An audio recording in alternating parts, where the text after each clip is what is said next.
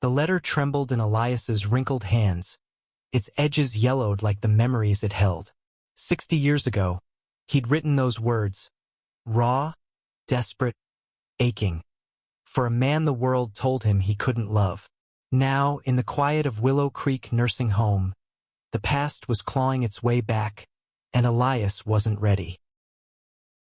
At 88, Elias Thornton had mastered the art of silence. His life in Portland, Oregon, had been a careful tapestry of half-truths. A respected history professor, a doting grandfather to his daughter's 3 kids, a widower who'd buried his wife, Margaret, a decade ago. But the letters, hidden in a locked box beneath his bed, told a different story.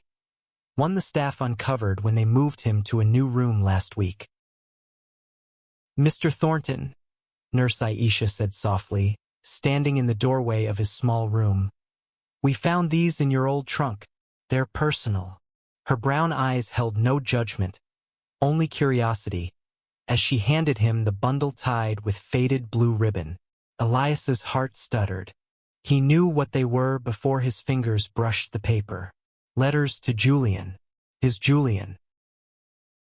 In 1958, Elias was 21, a lanky college junior with dreams of teaching. Julian Carter, 22, was a black aspiring poet with a laugh that could light up a room. They met in a Greenwich Village bookstore arguing over Langston Hughes. Elias, white and reserved, was drawn to Julian's fire, his unapologetic way of existing in a world that tried to shrink him.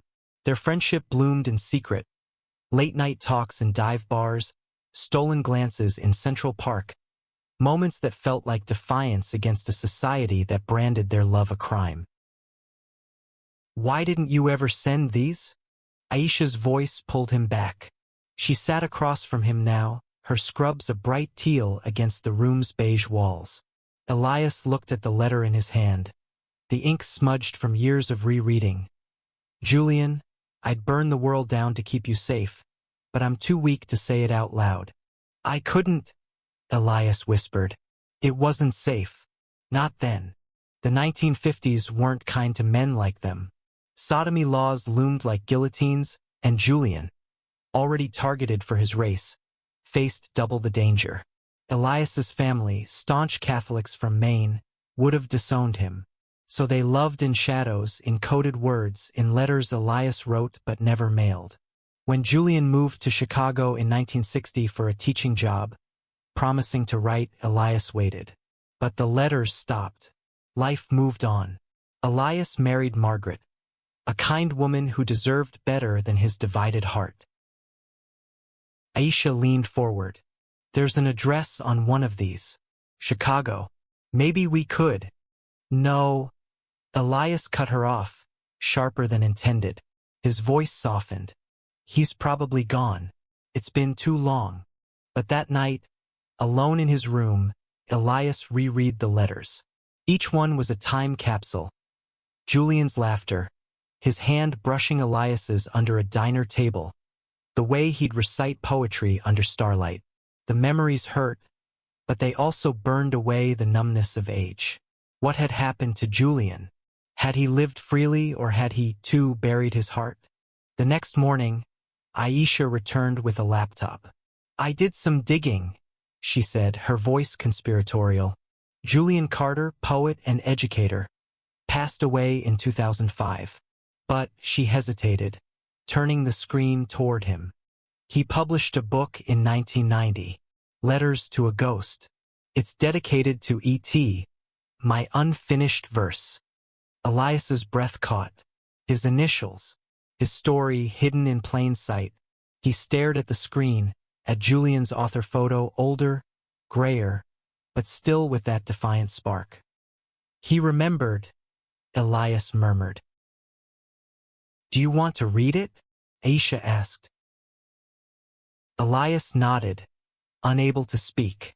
The book arrived 2 days later, its pages worn but heavy with meaning. Julian's poems were raw, vivid, laced with love and loss. One, titled Portland Rain, described a man with Elias's eyes, standing alone in a storm. "You never came," the poem read. But I kept writing. Elias clutched the book to his chest, tears falling. He'd thought Julian had forgotten him, but here was proof of a love that had endured, even in silence. He wanted to scream, to rewrite the past, to find every moment he'd let fear steal. But time was cruel and Julian was gone. Or was he? Aisha, relentless, had found something else.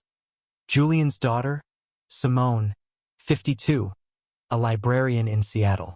She's coming tomorrow, Aisha said, watching Elias carefully. She wants to meet you. Elias froze. Meet Julian's daughter? Face the life Julian had lived without him? The thought was a knife, twisting between guilt and hope. What could he say to her? How could he explain a love he'd barely admitted to himself? As night fell, Elias sat by his window, the book open in his lap. He traced Julian's words, feeling the weight of decades unlived. Tomorrow he'd meet Simone. Tomorrow he'd face the truth. Simone Carter walked into Willow Creek Nursing Home like she carried the weight of her father's legacy. At 52, she had Julian's sharp cheekbones and warm brown eyes, her locks pulled into a neat bun. Elias's hands shook as she approached, clutching a photo album. Mr. Thornton? Her voice was steady but soft, like she was testing fragile ground. You're Julian's daughter, Elias said, his voice barely above a whisper. They sat in the garden, the same bench from his memories of rereading Julian's letters. The roses around them seemed to hold their breath. I found your letters in Dad's things after he passed, Simone said, opening the album. He kept them, every one you sent. Elias blinked, confused. I never sent them. Simone's brow furrowed. She pulled out a stack of envelopes, addressed in Elias's handwriting but postmarked from Chicago. These came in the 60s. He saved them along with his own. Elias's heart pounded. Had someone mailed them? Margaret? His sister? Clara? Who'd known about Julian? The thought was dizzying. He took an envelope, his fingers tracing the faded ink. Dear Julian, I saw you in every sunset tonight. I didn't know, Elias said, his voice cracking. I thought he stopped writing back. Simone's eyes softened. He wrote to you for years. He thought you'd moved on when your letters stopped. She handed him a letter in Julian's bold script.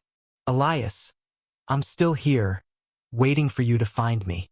The words gutted him.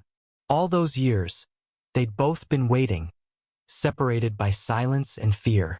Elias told Simone about their time in New York, the stolen moments, the fear of discovery, the way Julian's poetry had made him feel alive. Simone listened, her face a mix of pride and sorrow. Dad came out in the 80s, she said. He married my mom, Lena, but they divorced when I was young. He never stopped loving you, though. His poems were full of you. Elias felt the weight of lost time. He'd married Margaret to fit in, to survive. She'd been his friend, his shield, but never his heart. Had she known about the letters? Had she mailed them, hoping to set him free? The questions burned, unanswered. Simone showed him photos. Julian at Pride marches, Julian teaching, Julian with her as a child. Each image was a life Elias hadn't shared. He wanted you to be happy, Simone said, even if it wasn't with him. That night, Elias couldn't sleep. He read Julian's letters, each one a plea for connection.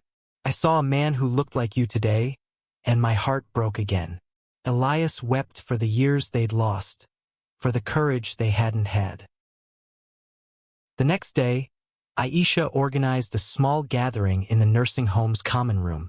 Residents, staff, and Simone sat in a circle as Elias, trembling, read one of Julian's poems aloud. His voice cracked, but the words carried love across decades. The room was silent, then erupted in soft applause. An elderly woman, Ruth, reached for his hand. You loved him well, she said.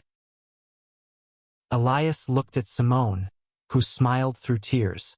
"Dad would have loved this," she said. But the story wasn't over. Simone had one more surprise.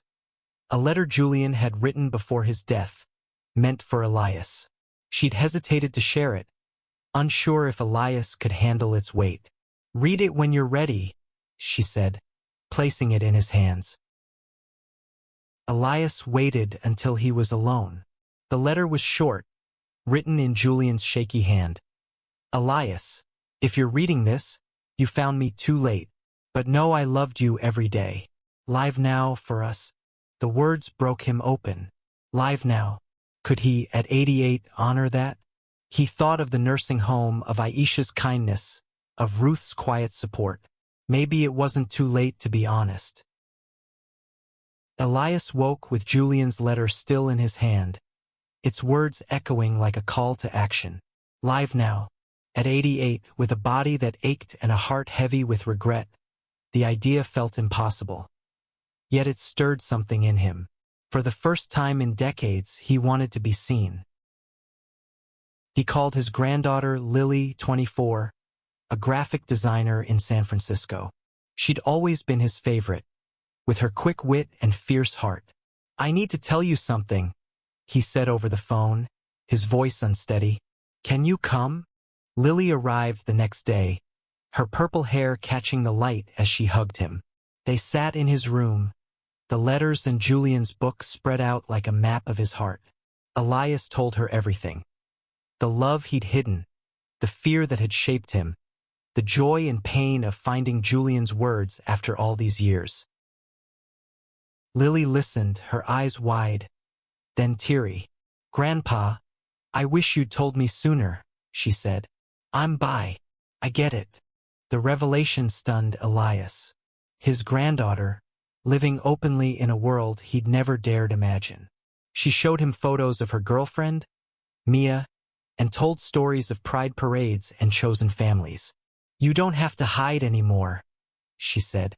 "Not with me." Lily's words unlocked something in Elias. He asked her to help him share his story. "I want people to know about Julian," he said. "I want to honor him." With Aisha's help, they planned a reading event at the nursing home. Lily designed a poster, simple but striking, with a sketch of two hands clasped over a letter. Simone agreed to speak, sharing her father's poetry. The event was small, residents, staff, a few local reporters, but it felt monumental. As Elias read Julian's poems, his voice grew stronger. He shared their story. Two young men in love, torn apart by a world that wouldn't let them be. The room was quiet, save for soft sniffles. A reporter, Javier, asked to interview Elias afterward. "Why speak now?" he asked. "Because I'm done hiding," Elias said. "Julian deserved better. We both did." The article ran in a local paper, then went viral online. Messages poured in, support, stories of others who'd loved in secret, even criticism from those who didn't understand. Elias read each one, feeling the world shift beneath him. He wasn't alone anymore. Simone stayed in touch, visiting often. She brought more of Julian's things. Notebooks, photos, a scarf Elias remembered from their New York days. Each item was a bridge to the past, but also a reminder to live now. Elias started writing again, not letters but a memoir. He wanted to tell their story, to make sure Julian's name lived on. Lily helped him type, her fingers flying over the keyboard as Elias spoke. "You're brave, Grandpa," she said one day. "Braver than you think." Elias wasn't sure about brave, but he felt lighter, like the weight of decades was lifting. He thought of Julian's last letter. "Live now for us." He was trying. The memoir took shape slowly, each word a step toward honesty. Elias wrote about New York, about Julian's laugh, about the fear that had kept them apart. Lily edited, her comments gentle but firm. "This needs more of you, Grandpa," she'd say. "Not just the love, but the pain. Writing was cathartic, but it also brought questions. Who had mailed his letters? He called his sister, Clara, now 85 and living in Maine. Did you know about Julian? He asked. Clara's voice was soft. I found your letters after you married Margaret. I mailed them, Elias. I thought maybe it would help you be free. Elias was silent, tears falling. Clara had known, had tried to help in her quiet way. Thank you, he whispered. The memoir's first draft was done by spring. Lily suggested publishing it, but Elias hesitated. What if it hurts someone? He asked. Margaret's memory, his daughter's feelings. There were still people to consider. His daughter, Ellen, 60, came to visit. Elias braced himself, expecting anger. Instead, she hugged him. Mom knew you loved someone else, she said. She told me once, said it was okay. She loved you anyway. The revelation freed Elias. Margaret had known, had loved him through his silence. He decided to publish, dedicating the book to her and Julian both. The launch was small, held at a Portland bookstore. Simone read Julian's poetry. Lily shared Elias's memoir excerpts, and Elias spoke about love and courage. The crowd, young, old, queer, straight, listened, rapt. A young man, Theo, 19, approached Elias afterward. Your story saved me, he said. I thought I'd have to hide forever. Elias hugged him, tears in his eyes. This was what Julian had meant. Live now for us. The memoir sold modestly, but its impact rippled. Schools invited Elias to speak. Nursing homes started support groups, and strangers wrote to thank him. He felt Julian's presence in every moment, guiding him. One day, Aisha showed him a letter from a man named Marcus, 70, a resident at another nursing home. Your story gave me courage, Marcus wrote. I came out to my family last week. Elias wrote back, his hands steady. Summer came, and Elias's health began to fade. The memoir's success had given him purpose, but his body was tired. He spent more time in the garden, rereading Julian's poems, feeling closer to him than ever. One afternoon, Simone brought a surprise. A recording of Julian reading his poetry, found in an old archive. Elias listened, his eyes closed, as Julian's voice filled the room. It was 1990 and Julian sounded older, but the fire was there. Elias, my heart still writes for you. Elias wept, but they were joyful tears. Julian had lived, loved, created, and now Elias was doing the same. He asked Lily to organize one last event, a poetry reading in the garden, open to the community. On the day, the bench was surrounded by roses, a crowd spilling across the lawn. Elias, frail but determined, read Julian's final poem, then one of his own, written for the occasion. We loved in secret, but love won't stay buried. The crowd applauded, and Simone hugged him. Dad's proud of you, she whispered. Elias passed quietly a month later, his memoir and Julian's book by his side. At his memorial, Lily and Simone spoke, sharing stories of love and courage. The nursing home dedicated the garden bench to Elias and Julian, a plaque reading, For Love That Endures. Elias's story lived on, inspiring others to speak their truths. In the quiet moments, Lily swore she felt her grandfather's presence, whispering, live now. And she did, for him, for Julian, for herself. Would you like to explore how specific moments in the story could be adjusted to heighten the emotional impact or clarify any themes further? For example, should we deepen the conflict between Elias and his family, or focus more on his internal struggle with guilt?